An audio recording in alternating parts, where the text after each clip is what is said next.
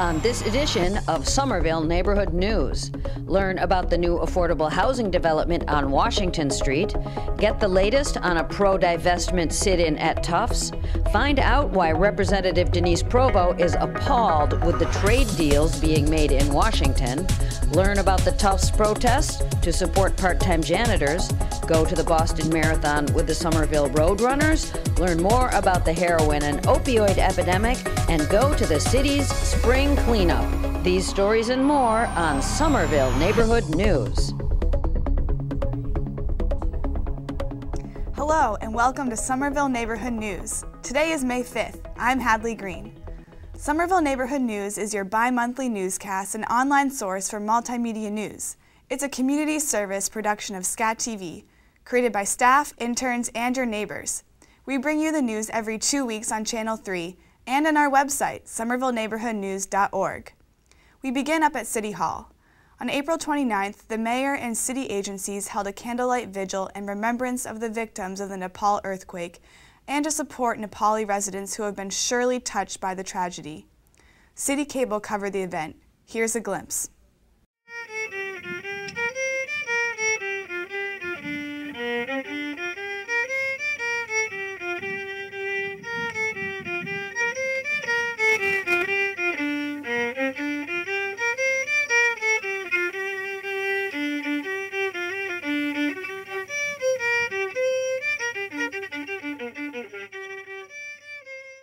We came together tonight to provide a shoulder to lean on, to embrace our friend, our fellow human beings, to give support and love and prayer, to stand in vigil for the people of Nepal, their friends who are here. This is a community, if you look around, if there was one community in the United States that resembles the world, it's truly the city of Somerville. Something life-transforming has happened to all Nepalese. Ordinary words fail to express this feeling, and I offer these thoughts on behalf of all the Nepali Women's Global Network. Tonight, we are honoring and remembering the victims of this catastrophic disaster and thousands of unnamed victims buried in those rubbles of the 7.8 magnitude earthquake that shook our nation.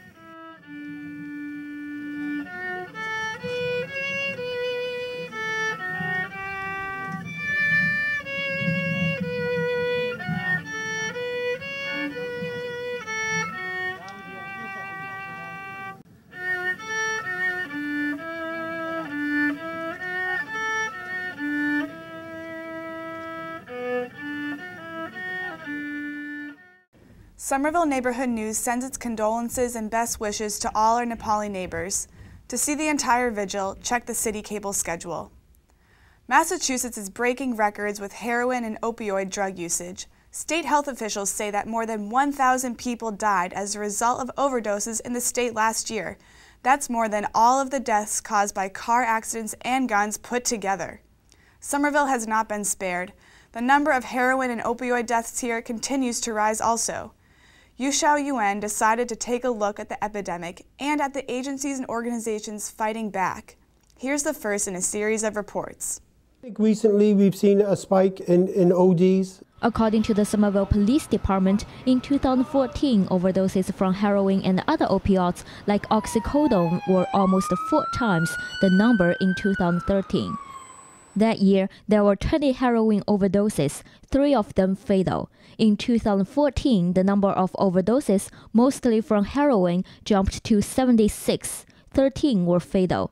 During just the first 3 months of this year, the city has already seen 20 overdoses, 6 of them fatal. One's too many. I mean, you think about the loss of potential to the community, how that affects the family, the immediate family. I mean, it's devastating. It's a tragedy. We've seen deaths from people in their 30s or 20s up to people 60 that we believe is caused due to opioids. According to the police, most of the overdose victims are male, 80%, and most are between the ages of 20 and 34. 95% of them are white. Anybody can get involved in it, whether you come from poverty-stricken family to the most wealthy family. I mean, it goes from, it's in our colleges and it's in our prisons. But while overdoses, arrests, and the calls about used needles do come from across the city, overdoses are mostly concentrated in certain areas, like the Lower Broadway neighborhood, Union Square area, but also Davis Square. Most arrests are made in the Lower Broadway neighborhood and the Home Depot parking lot. But police have also picked up dealers in places like the bathroom of the Davis Square Starbucks. Chief Fallon says it will take more than arrests to deal with the epidemic. We're training our office how to deal with people with opioid addiction issues, how to deal with people in mental health crisis. So we're realizing some of that. We're not going to arrest our way out. So we want to give the officers the tools on the street to step away from arrest and say, how can I get this person that's addicted to opioid, at risk of ODing, at risk of death, into the system that's going to help him get a bed, help him get treatment, help his family understand the issue, help the person get treatment. So that's what we're moving towards in Somerville. And they will have to move fast to keep up with what appears to be an increasing flow of drugs. So we're seeing these everywhere, even in the gutters, on sidewalks. We get calls all the time for pick up hypodermic needles. Why? Why is there an increase? I mean, is heroin more potent today? Is there different cutting agents that they're using, such as fentanyl is often bandied around, and we're working with the state and the state labs to confirm that.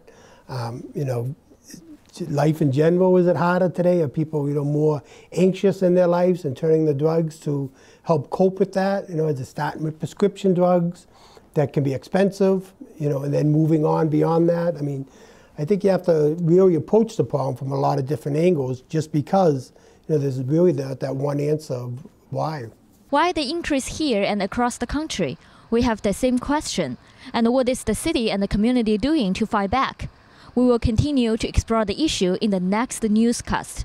For Somerville Neighborhood News, I'm Yu Xiaoyuan. Next, let's head over to 181 Washington Street. That's the site of the Old Boys and Girls Club and where the Somerville Community Corporation is building a new apartment building that will have 35 subsidized apartments. News director Jane Regan brings us the story.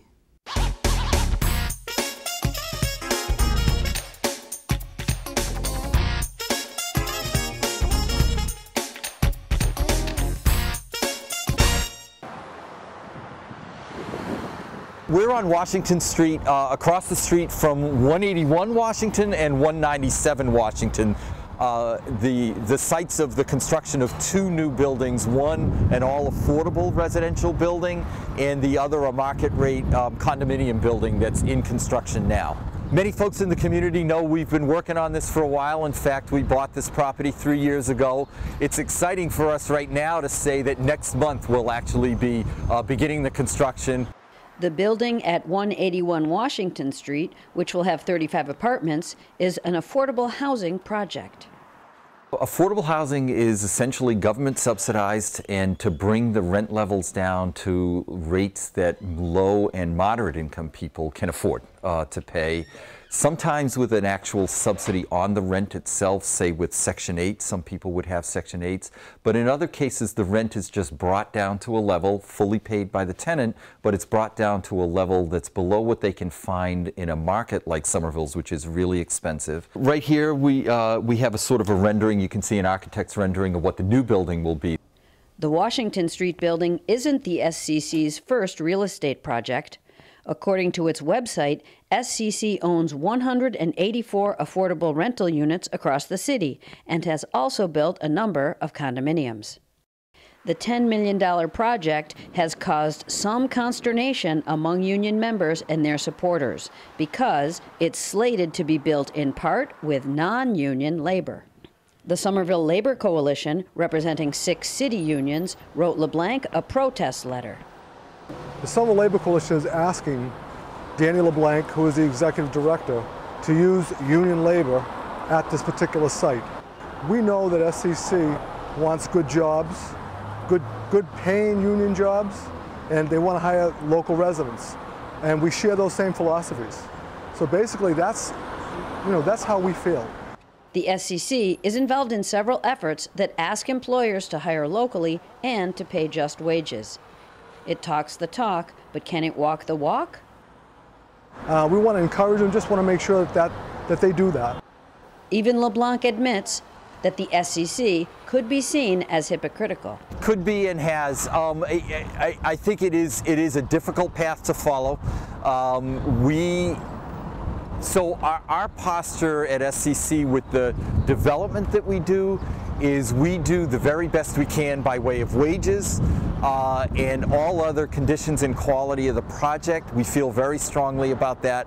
But the bottom line is we are building affordable housing that is critically needed in Somerville, and we have to build it within the financial rules that we're given. We very much stand behind local hiring and fair wages for everybody. The economics of doing affordable housing, which is substantially government subsidized and also limited in terms of the financial budget that you have, simply doesn't allow us to afford the union bids that we get in all cases. It's our hope that the SCC will put union tradesmen in here, in this building. Very important to all of us here. You know, I mean, good paying jobs, as I said before, it's what we need in Somerville. This is going to be, I think it's going to be a great project. I hope it will be. We want to encourage others like US2 and other developers that union tradesmen need to be hired in the city of Somerville. The Somerville Community Corporation says it can't build affordable housing if it uses all union labor. But the Somerville Labor Coalition and its supporters disagree. Is this the end of the story? We'll keep an eye on it for you. For Somerville Neighborhood News, I'm Jane Regan. Now let's see what's in this week's Somerville Journal.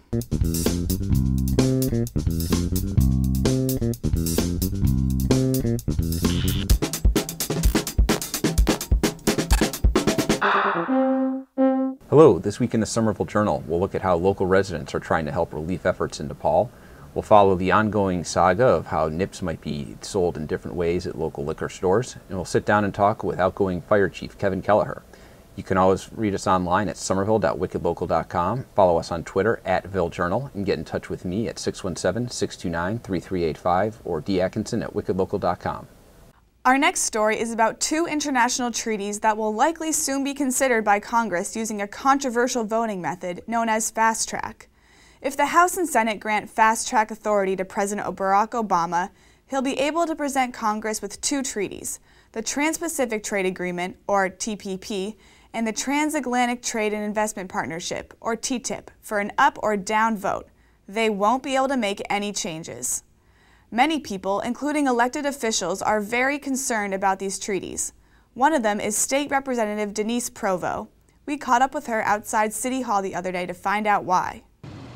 I've spent my entire adult life working for the integrity of government, to protect the taxpayers, and to support the rule of law, and to make sure that government is adopting good and beneficial policies that reflect the overall will of the people. To have our country entering into an agreement that gives foreign investors the right to come in and put their monetary interests over our democratic institutions appalls me. Representative Provost is talking about the TTIP, a trade agreement between the U.S. and the EU.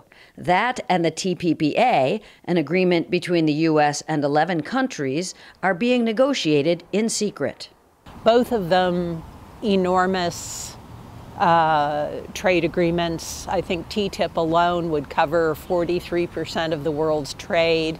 The other would sew up most of the rest, although it excludes China at the moment. And the thing about these agreements is they are huge, and their contents are not public except for the bits that have been leaked. Many elected officials and organizations in the U.S. and around the world oppose the TTIP and the TPPA. And they also oppose fast-track authority, which President Obama wants so he can negotiate the treaties without congressional interference. If they pass, one result would be that more and more corporations would have the right to sue governments through a mechanism called investor-to-state dispute settlement. In recent years, those suits and victories have been increasing.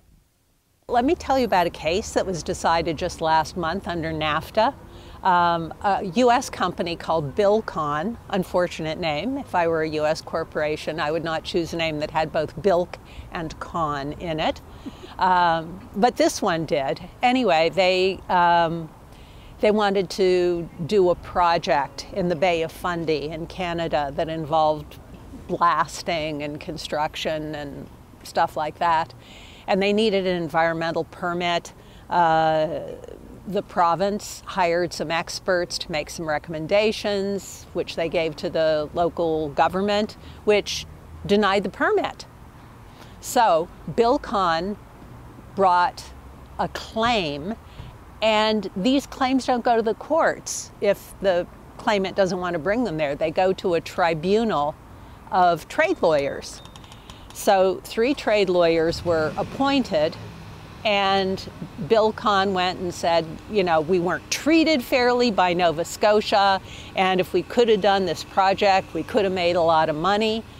And the tribunal, or at least 2 members of the 3, awarded them $300 million in damages for lost profits. And this is a kind of thing I don't want taxpayers in Massachusetts having to pay just because some company with a claim as an international investor doesn't like our permitting processes, doesn't like our laws. On April 23rd, Representative Provost went to New York City to testify against the TTIP at a meeting organized by the U.S. Trade Representative. These big agreements the U.S. would enter into, but they would be binding on the states. And the states have not in any respect had involvement in the negotiations, and only to the most limited extent have had input. As of May 4th, Congress had not yet given the President fast-track authority. To stay on top of this issue, you should certainly read the national newspapers of record, but you should also check websites that give you more than just the mainstream analysis, like commondreams.org, democracynow.org, and truthout.org. And here are 2 other websites with more information. Now we head up to Tufts. Usually the last weeks of April are dominated by finals, papers, and end-of-the-year celebrations. But this year, a number of students and organizations turned their attention to bigger issues. On April 22nd, 33 students and alumni took over President Anthony Monaco's office to demand Tufts divest from fossil fuel-related companies. I go to Tufts, so I headed over to check out the support rally. I also caught up with a member of Tufts Climate Action a few days later. Our schools! Divest our schools from fossil fuels! Divest our schools! Divest our schools from fossil fuels! We cannot claim to stand for global active citizenship with one hand while profiting off of global climate chaos with the other. This is the 3rd day of a sit-in in Ballou Hall, the administrative building here at Tufts.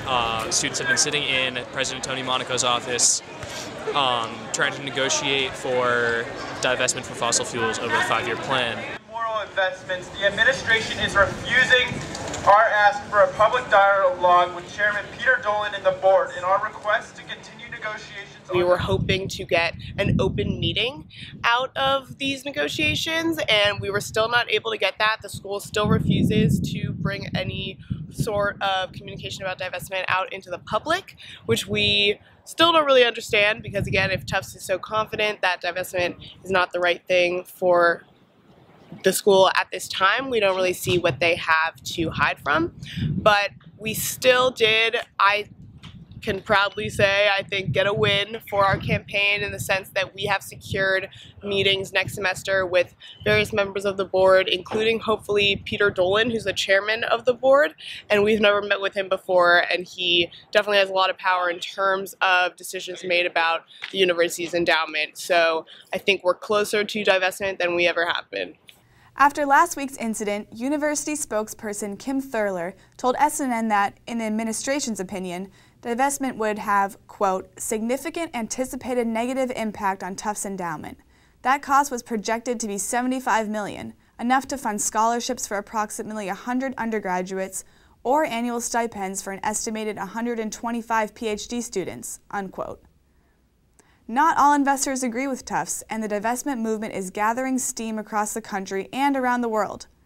Earlier this year, the Rockefeller Brothers Fund, which was established with oil money, announced it was getting rid of its, quote, risky, unquote, oil investments. For a list of the hundreds of universities, municipalities, churches, and others who have committed to divest, go to gofossilfree.org/commitments. Here's another tough story.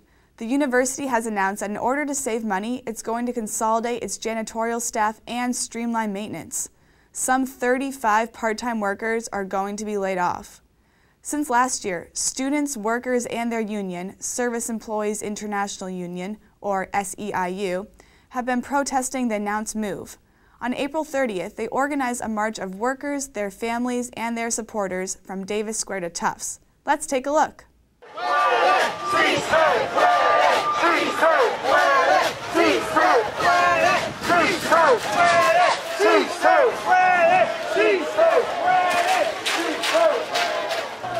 Why are you dressed as a cockroach? This is what's gonna happen to Tufts. This is what's gonna happen to Tufts. Tufts, in the name of restructuring, is cutting the positions of 35 janitors just as it seeks to expand square footage. There's no way we can maintain a clean environment without their labor. There are going to be more rats, more cockroaches, more filth.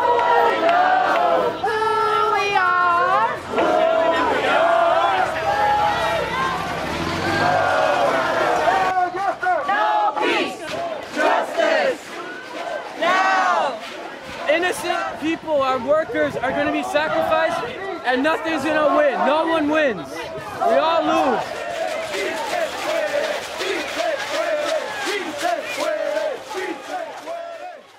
Four students and 3 others were arrested and charged with disorderly conduct after blocking traffic at Powder House Circle.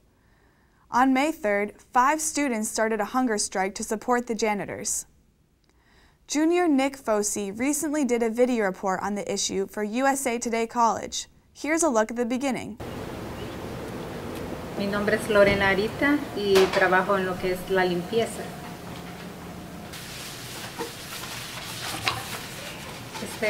Yo entré aquí en el 97, no, en el 1998.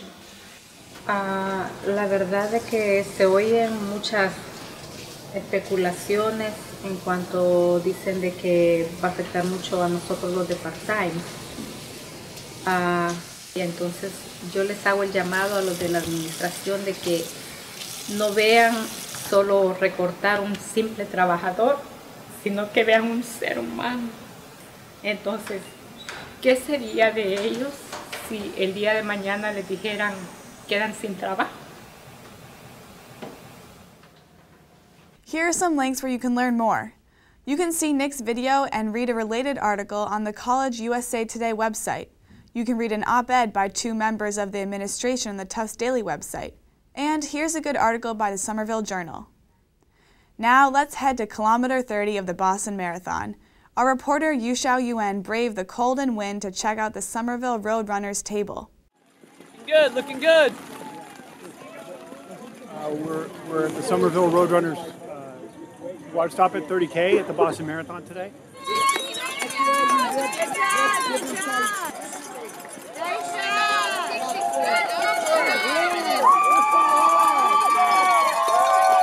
We're the biggest running club in Somerville, the oldest running club in Somerville. We got about 500 members. We probably have about 60 running today in the Boston Marathon.